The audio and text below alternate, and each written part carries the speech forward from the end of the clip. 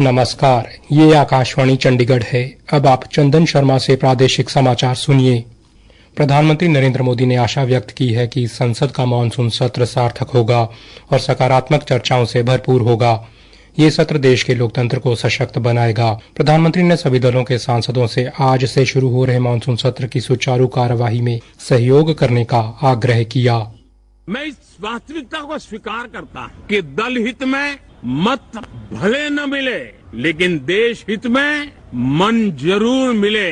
इसी एक भावना के साथ इस मानसून सत्र से देश के विकास यात्रा को बल देने वाले, देश की प्रगति को बल देने वाले, देश के नागरिकों को सामर्थ्य देने वाले अनेक विधेयक प्रस्तावित हैं। सदन विस्तृत चर्चा करके उसको भी पारित करेगा।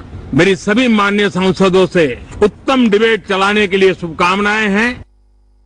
प्रधानमंत्री ने कहा कि पूरा विश्व भारत की सैन्य शक्ति का साक्षी बना है।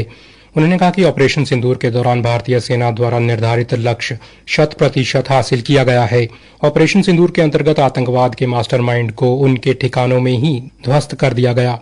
उन्होंने कहा कि भारतीय सेना ने सिर्फ 22 मिनट में अपने मिशन के उद्देश्यों को पूरा किया। प्रधानमंत्री ने कहा कि पार्टी के हितों से ऊपर उठकर राष्ट्रहित को प्राथमिकता देकर अधिकतर राजनीतिक दलों के प्रतिनिधियों ने विभिन्न देशों की यात्रा की। उन्होंने अंतर्राष्ट्रीय मंच पर पाकिस्तान की भूमिका का भांडाफोड़ करने के लिए अत्यधिक प्रभावशाली अभियान का समेकित नेतृत्व किया। श्री मोदी ने कहा कि रक्षा क्षेत्र में चल रहे अनुसंधान और विकास को बहुप्रतीक्षित प्रोत्साहन प्राप्त होगा। इससे देश के युवाओं के लिए नवाचार और रोजगार के नए अवसर पैदा होंगे। उन्होंने कहा कि कई देशों में यूपीआई की लोकप्रियता बढ़ने के साथ डिजिटल भारत विश्व में धूम मचा रहा है। श्री मोदी ने कहा कि फिनटेक की दुनिया में ये एक जाना पहचाना नाम बन चुका है। प्रधानमंत्री ने कहा कि 2014 से पहले भारत वैश्विक अर्थव्यवस्था में 10वें स्थान पर था। उन्होंने आज कहा कि भारत विश्व की तीसरी सबसे बड़ी अर्थव्यवस्था बनने की दिशा में तेज गति से आगे की ओर बढ़ रहा है।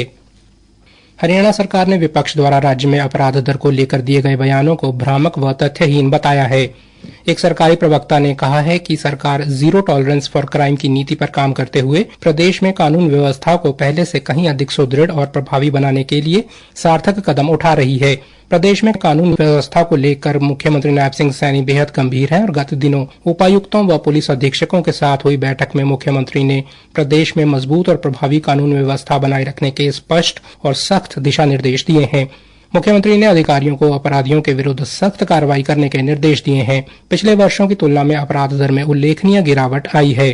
प्रदेश में महिलाओं की सुरक्षा और साइबर अपराध पर नियंत्रण के लिए काम किया गया है। नशा माफिया और गैंगस्टरों की बड़ी कार्रवाई की गई है। सरकारी प्रवक्ता ने कहा कि विपक्ष द्वारा जनता में भय का माहौल पैदा करने और गुमराह करने का काम किया जा रहा है। विपक्ष के नेता यदि एक बार पुलिस विभाग द्वारा वर्ष 2004 से 2014 तथा 2014 से 2024 के जारी किए गए तथ्यात्मक आंकड़े देख लेते तो शायद वे इस तरह की बयानबाजी नहीं करते। हरियाणा के शहरी स्थानीय निकाय मंत्री विपुल गोयल ने कल फरीदाबाद के सेक्टर 9 बाईपास स्थित हरित पट्टी में एक विशेष वृक्षारोपण अभियान की शुरुआत की। श्री गोयल ने कहा कि एक प्रगति और प्रकृति के बीच संतुलन ही सतत विकास की असली पहचान है।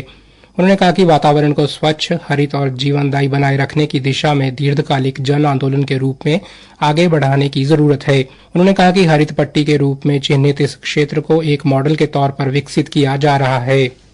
अरावली पहाड़ियों को हरा भरा बनाने और पारिस्थितिकी संरक्षण के उद्देश्य से 27 जुलाई से मातृ वन अभियान की शुरुआत होगी।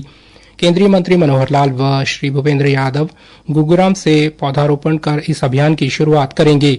इस दौरान शिव नादर स्कूल से घाटा चौक तक लगभग 20,000 पौधे रोपे जाएंगे।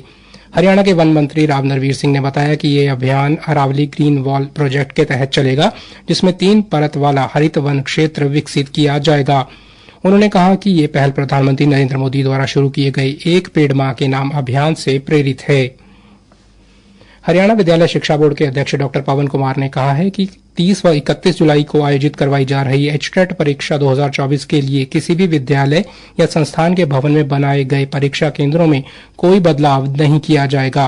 भिवानी में पत्रकारों को संबोधित करते हुए डॉक्टर पवन कुमार ने कहा कि बोर्ड द्वारा इस बारे सभी विद्यालय व संस्थानों के मुखियों को पत्र के माध्यम से भी सूचित कर दिया गया है। प्रादेशिक समाचार समाप्त हुए।